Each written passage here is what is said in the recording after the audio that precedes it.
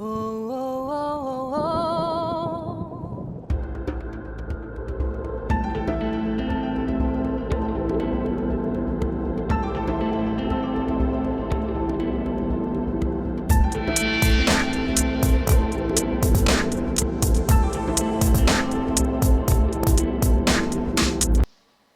Bonjour à tous. Dans l'évangile de Matthieu, au chapitre 5, Jésus monte sur une montagne, s'assied, fait approcher ses disciples et s'adresse à la foule dans un discours solennel à l'enseignement très profond.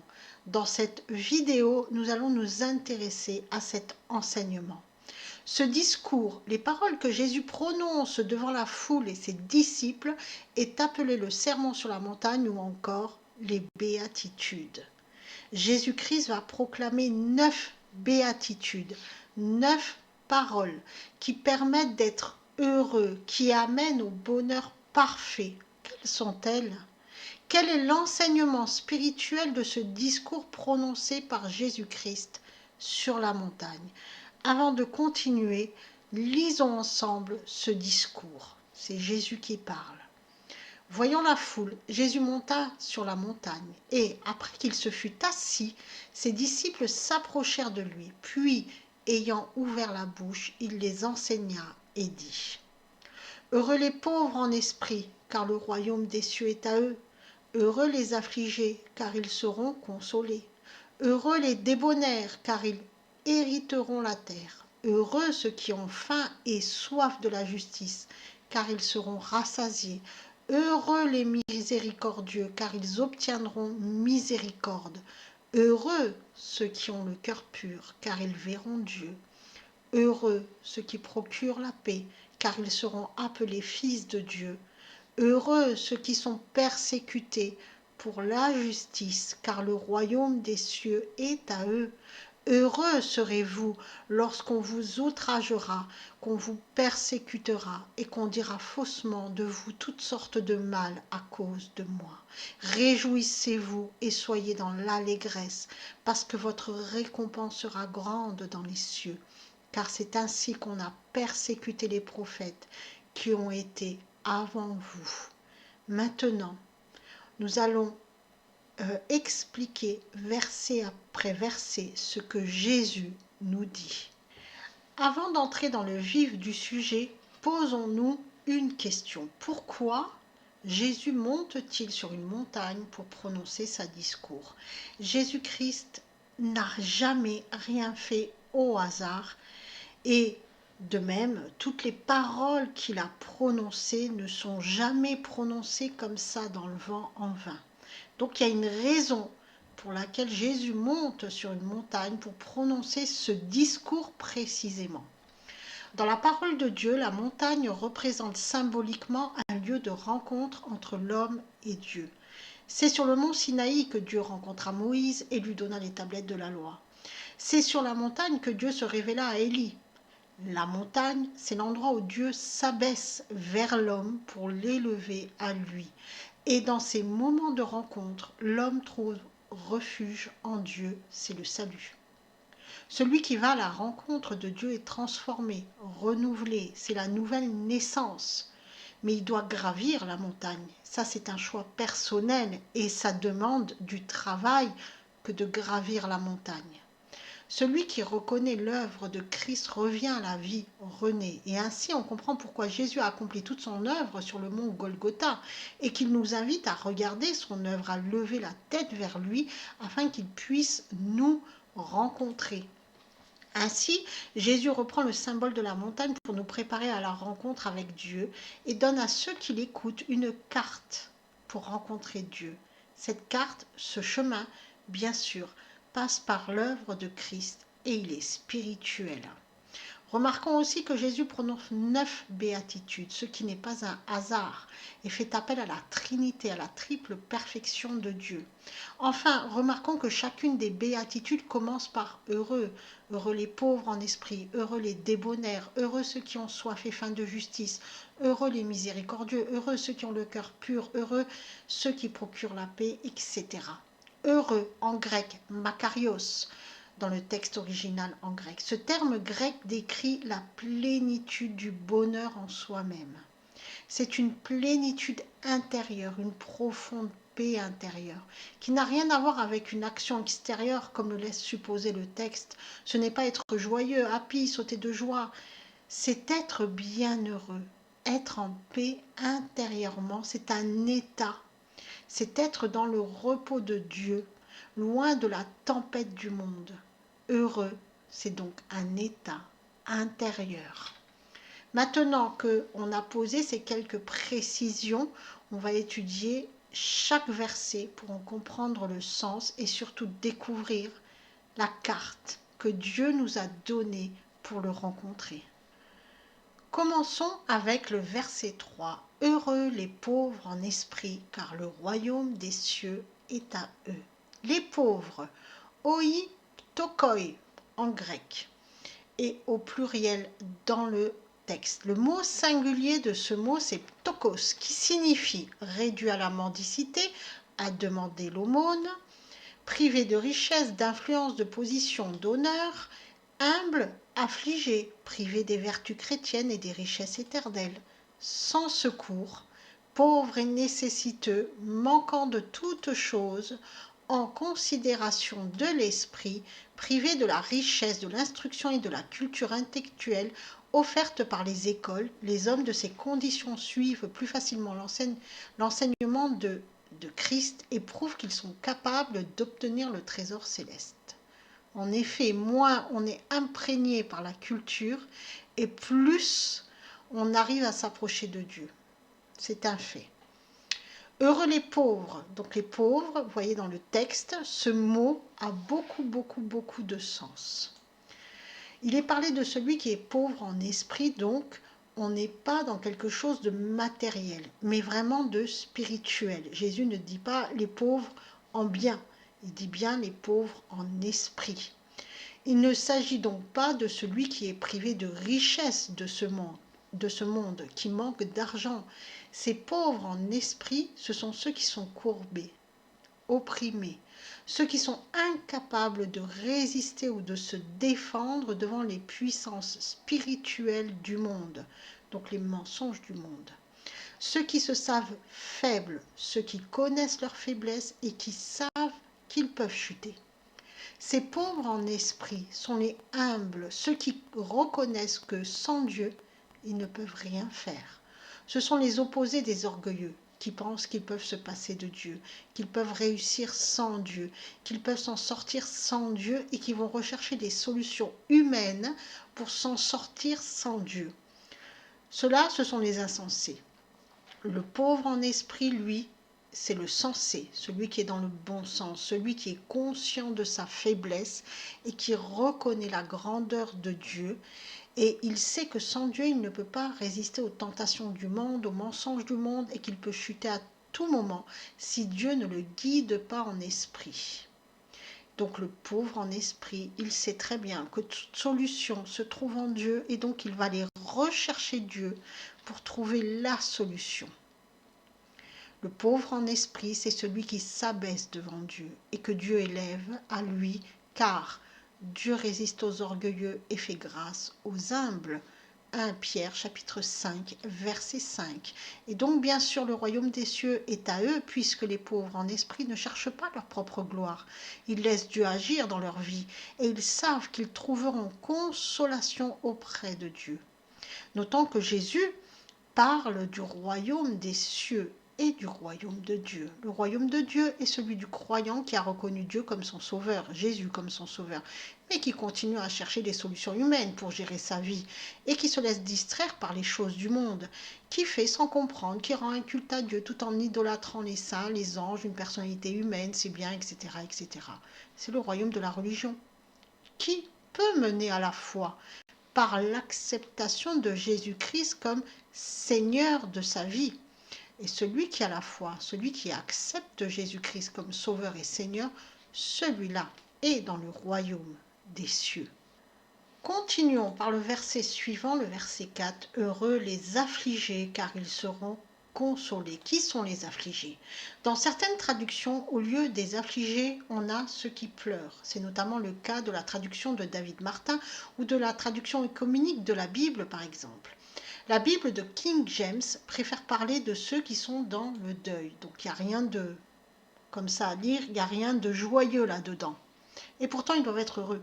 Donc pourtant, ils doivent être dans un état d'esprit heureux.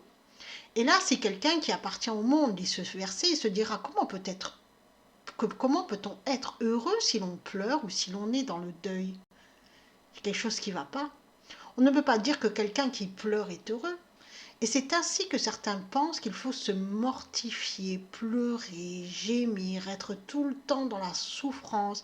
C'est cette doctrine de la souffrance qui est mise en place par certains groupes religieux. Et il n'y a que comme ça qu'on peut être consolé par Dieu. Mais tout ça, c'est faux. Il y a beaucoup qui pensent qu'il faut en passer par les pleurs, par les épreuves douloureuses pour que Dieu puisse nous consoler. Mais c'est faux. Qu'en est-il en réalité? En vérité, Jésus, par ses paroles, prend à contre-pied la croyance humaine, la pensée humaine qui vient du monde. En effet, les affligés, ce sont ceux qui ont reconnu Jésus-Christ comme leur Seigneur.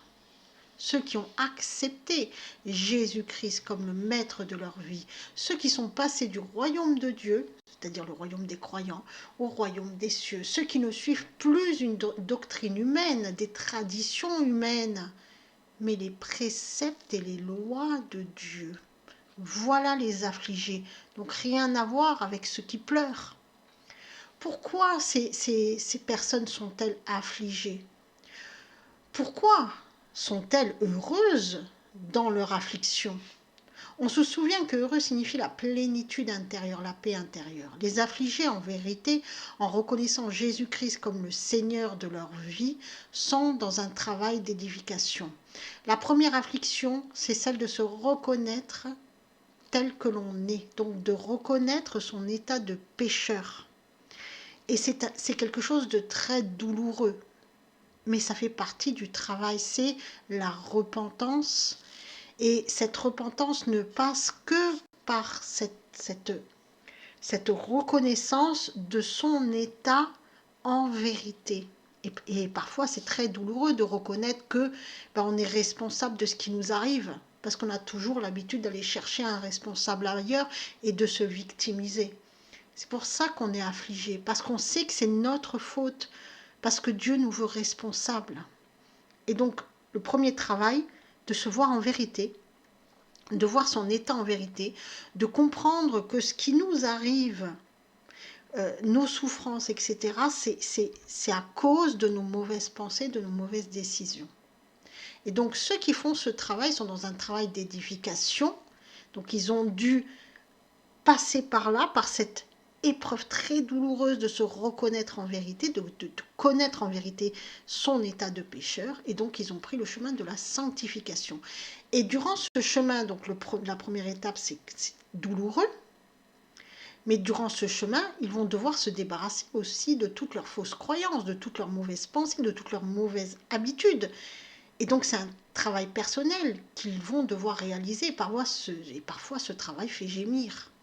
Car ils vont prendre la mesure de leur état d'esclave et surtout ils vont comprendre qu'ils ont cru aux mensonges du monde.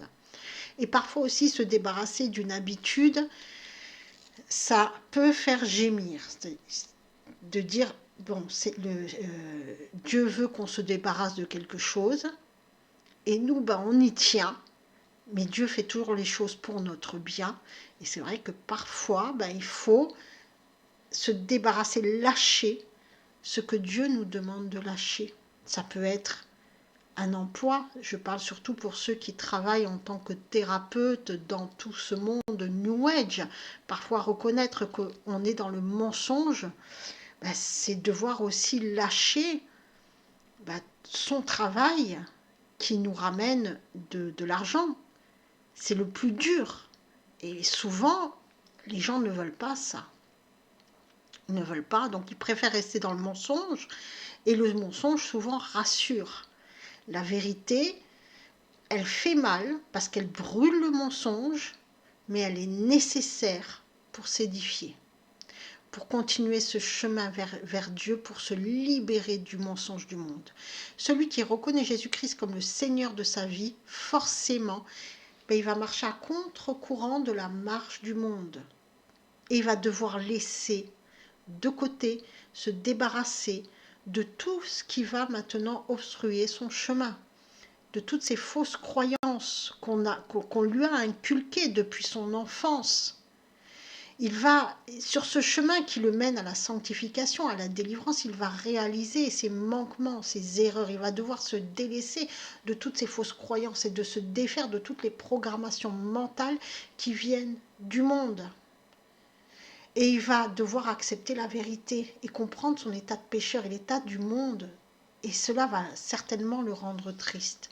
Mais cette tristesse porte au salut, porte à la sanctification, à l'édification et forcément à la consolation de Dieu, puisque Dieu les nourrira de son amour, de la vraie vie, puisqu'il est le pain de vie. Continuons. Verset suivant, verset 5. Heureux les débonnaires, car ils hériteront de la terre. Ils hériteront la terre. Qui sont les débonnaires? Dans certaines traductions, ce sont les doux. Les débonnaires en grec, praéis. Au singulier, il s'agit de l'adjectif praus, qui désigne une douceur de disposition, une gentillesse d'esprit. C'est donc une disposition intérieure qui renforce le mot heureux. C'est vraiment quelque chose d'intérieur, une douceur envers Dieu qui se manifeste par une disposition d'esprit par laquelle le doux accepte tout ce que Dieu lui donne comme étant un bienfait. Et il s'en réjouit et sont contentes. Et tout ceci sans discussion ni résistance. Le doux est quelqu'un qui s'en remet entièrement à Dieu et non à sa propre force pour se défendre contre l'injustice. Et il va se contenter de ce qu'il a, c'est-à-dire de ce que Dieu lui donne. En Ésaïe, chapitre 41, verset 17, nous lisons « Les malheureux et les pauvres qui cherchent des eaux et n'en trouvent point, et leur langue est dévorée par la soif, moi l'Éternel, je les exaucerai. Moi, le Dieu d'Israël, je ne les abandonnerai point. » Le doux est celui qui est malheureux et pauvre, affligé, et qui sait que Dieu le délivrera en son temps, qui s'appuie sur cette promesse de Dieu, qui sait que Dieu ne l'abandonne pas dans les moments difficiles.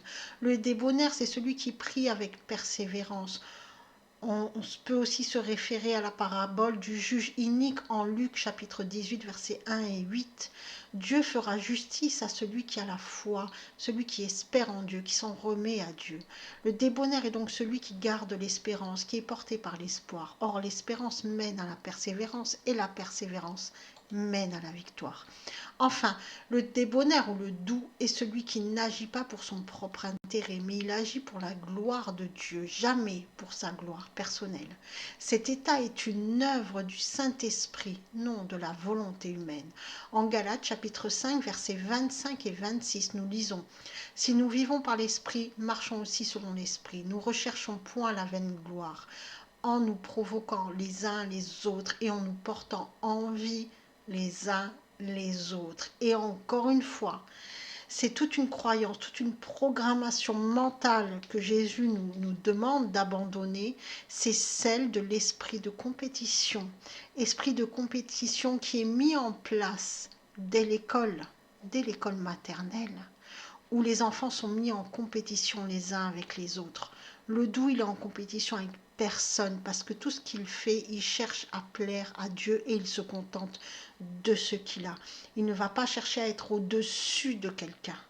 Jamais. Il est tel qu'il est et il cherche simplement la gloire de Dieu, jamais sa propre gloire. Le doux vit et marche par l'esprit et il ne recherche pas la vaine gloire. Il recherche à glorifier Dieu. Il n'est pas là sur les réseaux sociaux à essayer de chercher le clic, à essayer de chercher celui qui va le suivre sur Instagram ou peu importe. Non, il recherche simplement à glorifier Dieu et il se contente de ça. Il n'est pas dans la compétition. Il ne veut pas être au-dessus de l'autre. Il remet toute la gloire à Dieu. Il fait son travail parce qu'il doit vivre dans le monde. Mais il ne cherche pas à être entré en compétition avec quelqu'un d'autre. Le débonnaire est celui qui laisse Dieu avoir le dernier mot dans sa vie, qui laisse Dieu agir, qui manifeste pas d'impatience dans le plan de Dieu. Le débonnaire est celui qui ne va pas chercher à tout prix à avoir le dernier mot, à avoir raison ou à faire ce qu'il veut. Il va chercher à faire ce que son Seigneur Jésus-Christ lui demande de faire. Et le débonnaire ou le doux héritera de la terre, c'est-à-dire qu'il profitera pleinement de tout ce que Dieu lui donne sur terre. Pourquoi? Parce qu'il sait se contenter de peu. Il n'a pas besoin des richesses de ce monde, puisqu'il n'est pas dans le paraître. Il se contente de ce qu'il a et il est heureux avec ce qu'il a, parce que Dieu lui donnera toujours ce dont il a besoin. Et ça, le débonnaire ou le doux le sait. Verset suivant, le verset 6. Heureux ceux qui ont faim et soif de la justice, car ils seront rassasiés. Le monde fait croire à l'homme qu'il doit d'abord subvenir à ses besoins matériels avant de penser à Dieu. Qu'est-ce qu'on entend? Fais d'abord ta carrière et ensuite tu verras pour le spirituel, tu verras pour Dieu. Fais d'abord tes études, ensuite tu verras Dieu pour Dieu. Oui, d'abord construis ce monde ici, construis-toi une carrière et ensuite après tu verras pour le spirituel. Or, c'est le contraire qu'il faut faire, puisqu'il faut construire tout sur Dieu, notamment ses études, puisque c'est lui qui va nous guider vers notre métier, sur ce qu'on sait faire de mieux, nous, puisqu'il nous connaît. Jésus-Christ renverse cette croyance et dit que l'homme doit d'abord se nourrir de la justice de Dieu et alors il sera rassasié. La justice, qu'est-ce que la justice de Dieu? Dans le texte grec, il s'agit du mot dikaiosun, qui signifie l'état de celui qui est comme il doit être. La condition acceptable par Dieu, la doctrine concernant le chemin pour atteindre un état approuvé par Dieu, ainsi que l'intégrité, la vertu, la pureté de vie, la droiture, les pensées et actions correctes. Ainsi, on comprend que celui qui aligne ses pensées sur ses actions est juste. Il se place dans l'état approuvé par Dieu et donc suit le chemin qui mène à Dieu. Il n'est pas dans un état désordonné, il est dans un état ordonné. Aujourd'hui, ce monde pousse à croire que la justice de Dieu, c'est lorsque le Père punit. Dieu est alors vu comme un père fouettard qui punit celui qui a péché à coups de malheur et autres corrections divines, malédictions, etc., etc. Or, la justice de Dieu, quand on parle de justice de Dieu, il faut plutôt parler de justesse. Et cette justice a été accomplie en Jésus-Christ par l'amour pour le pardon des péchés. On n'est plus dans un père fouettard, on est dans un Dieu d'amour. Nous avons un Dieu d'amour qui ne punit pas. Il nous dit comment faire pour se sortir justement de nos propres erreurs. Et parce que nous punissons lorsque nous nous détournons de Dieu. Ainsi, celui qui a faim et soif de justice, c'est celui qui a faim et soif de la révélation de Dieu et de l'action de Dieu qui, dans sa justesse, amène à l'amour de Dieu, du prochain et de soi. Ils seront rassasiés, kortastezontai en grec. Il s'agit en fait du verbe kortazo, qui signifie rassasier ou satisfaire les hommes, accomplir ou satisfaire le désir de chacun, nourrir, satisfaire ou nourriture ou engraisser les animaux. Ce verbe découle de la racine primaire en grec kortos, qui est un nom masculin qui désigne l'endroit où l'herbe pousse et où l'animal est engraissé, ainsi que les récoltes qui poussent. Ainsi, kortos porte l'idée de la récolte qui produit beaucoup de fruits. Donc ceux qui cherchent la justice de Dieu seront comblés par la présence de Dieu et porteront des fruits pour la gloire de Dieu. Continuons avec le verset 7. Heureux les miséricordieux, car ils obtiendront miséricorde. Rappelons que heureux est avant tout une disposition intérieure, une plénitude intérieure qui peut se voir à l'extérieur.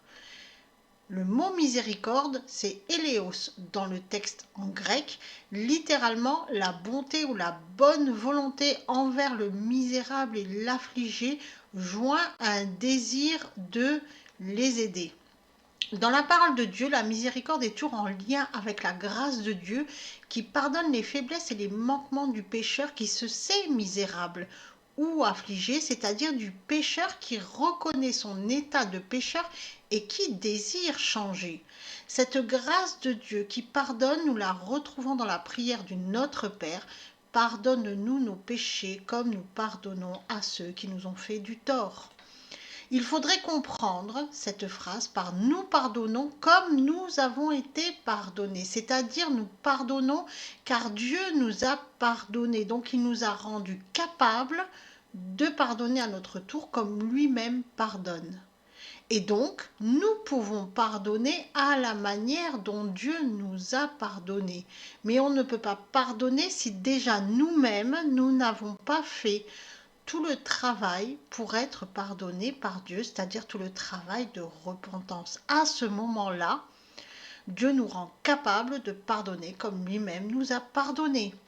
Attention, il ne s'agit pas de pardonner tout et n'importe quoi, car Dieu pardonne uniquement le pécheur qui se repent et qui souhaite changer son comportement pour ne plus pécher. Dieu, dans sa miséricorde, est juste. Ainsi, le miséricordieux est celui qui voit au travers de la grâce de Dieu, c'est-à-dire celui qui ne juge pas son prochain, car il sait que le jugement appartient à Dieu.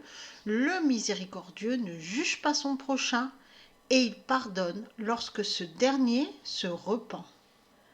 Verset suivant, le verset 8. Heureux ceux qui ont le cœur pur, car ils verront Dieu. Le cœur, c'est le siège des émotions, siège des pulsions. Le cœur, c'est l'âme. C'est du cœur que naissent les peurs, les angoisses, les colères, l'envie, les désirs de la chair, etc., etc. Et l'ego se sert de ces pulsions et de ces émotions pour nous rendre esclaves et nous entraîner dans le péché. On se souvient que le péché, c'est l'oubli de Dieu. Donc à chaque fois que l'on pense sans Dieu, on est dans le péché. À chaque fois que l'on fait une action, qu'on réalise une action sans Dieu, sans penser à Dieu, on est dans le péché.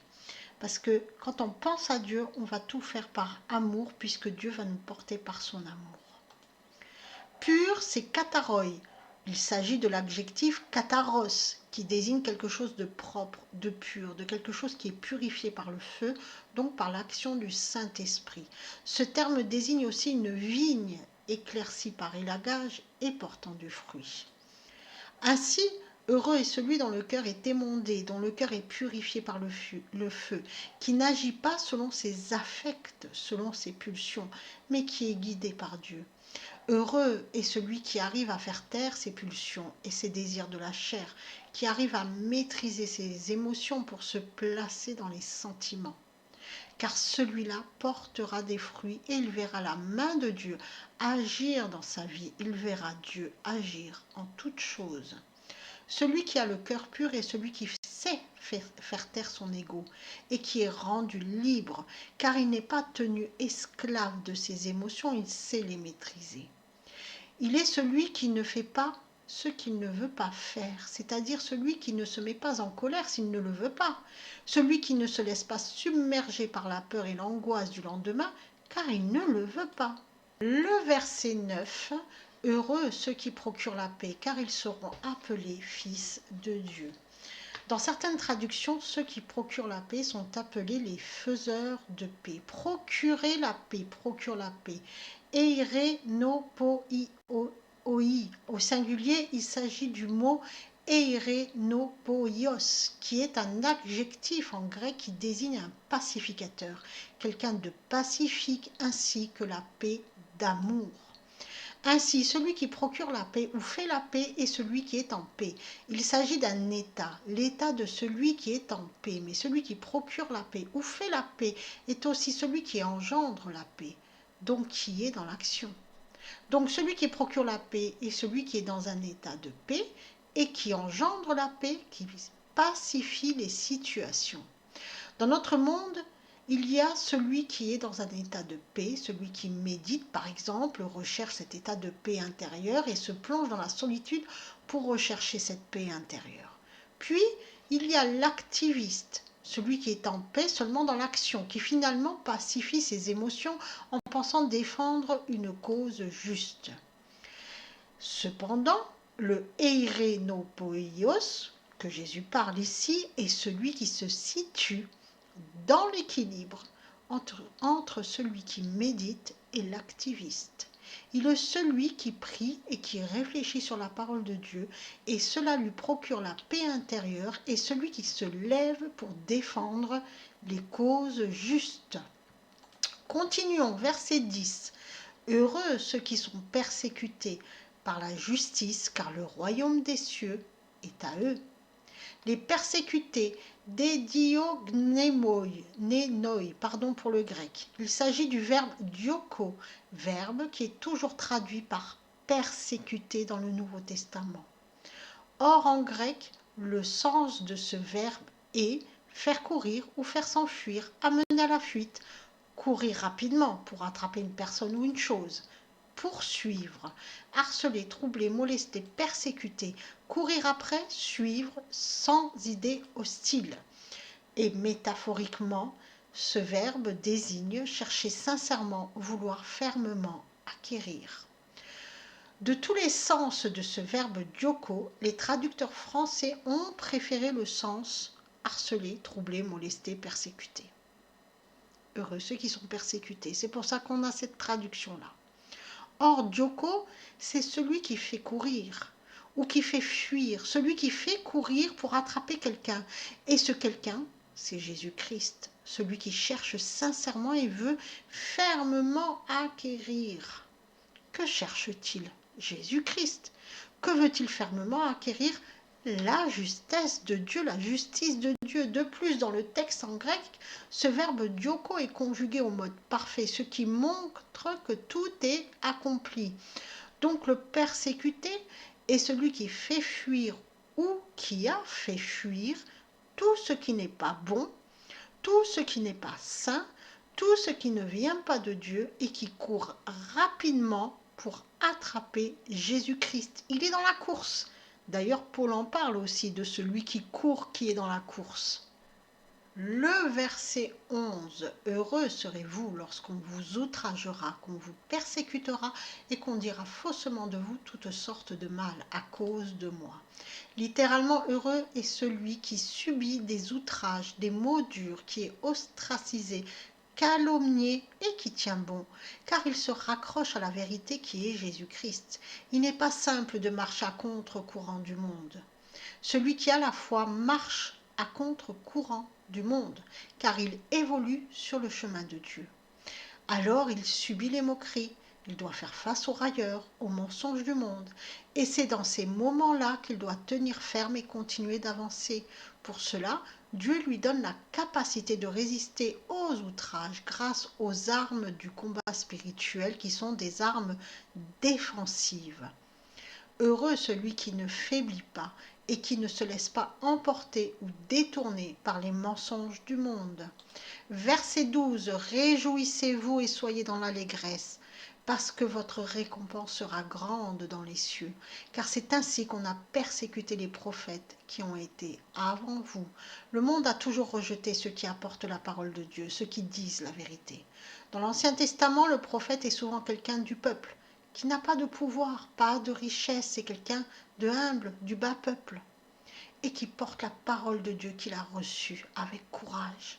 Et souvent, il est très mal reçu, car la vérité ne plaît pas. Le monde préfère le mensonge, mais Dieu veille. Il veille sur chacun de ceux qu'il envoie. Il veille sur chacun de ceux qui ont fait le choix de le suivre, qui se sont dépouillés de leurs mauvais désirs, qui ont fait le choix du chemin de la vérité. Et c'est pour cela qu'il ne faut pas avoir peur. Dieu veille sur ses brebis. Continuons à marcher à contresens du monde. Heureux c'est-à-dire dans la plénitude intérieure de tout ce que Dieu nous donne. N'ayons pas peur de chuter ou de manquer, faisons confiance à Dieu. Et comme je vous avais dit au début, les béatitudes, ce discours sur la montagne comporte une carte. La carte, c'est celle-ci, heureux les pauvres en esprit, c'est le point. Chaque verset, chaque heureux quelque chose, c'est le point de départ, c'est votre capacité, celle que vous devez travailler pour obtenir toutes les autres. Et chacun des apôtres avait son point de départ, parce que chacun avait cette capacité. Par exemple, Pierre, son point de départ avec Jean le Baptiste, c'était heureux ceux qui sont persécutés pour la justice, car le royaume des cieux est à Dieu. Matthieu, heureux serez-vous lorsqu'on vous outragera, qu'on vous persécutera et qu'on dira faussement de vous toutes sortes de mal à cause de moi. C'était leur grande souffrance. Et de cette souffrance, ils en ont fait une grande force, parce que Dieu crée l'homme avec l'homme. Et donc Dieu se sert de nos souffrances pour nous monter, pour aller de l'avant. Et donc on a ces capacités en nous. Quelle est votre capacité? Quel est votre point de départ sur cette carte? Et tout ça, je l'explique dans le programme de délivrance. À qui ressemblez-vous? Quel est votre point de départ? Programme de délivrance, c'est de faire le choix de la vérité. Soyez bénis.